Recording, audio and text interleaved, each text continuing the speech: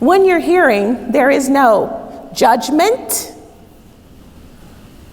there is no opinion, there is no, my family calls it snark and salt, I don't know what y'all refer to it as.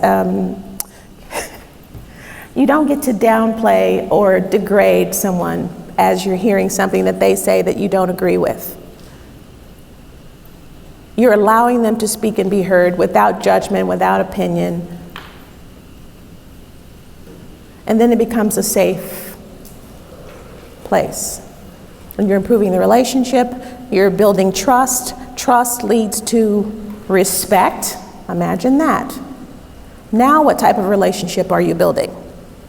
And it begins with hearing, using all of those things, the documentation, the feedback, the surveys, but the key word, underline it, active listening.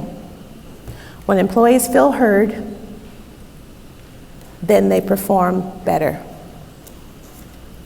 The retention decreases, the productivity goes up, and I mentioned earlier that performance reviews are broken. If you're hearing your employees and they're asking for what they need, and you're giving them what they need, quarterly, mid-year, and annual, no surprises, because there's been an exchange the entire time. So, first word, hearing, putting the human back with hearing.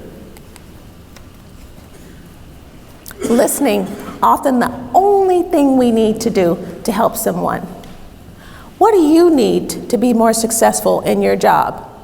They're going to tell you. But you have to hear them, and then you have to respond. It's not enough to just ask. So when you do these surveys, we go off into the black hole, we collect the survey information, but then we don't do those other pieces. We don't analyze and communicate the responses back so that we can take actionable steps to change things.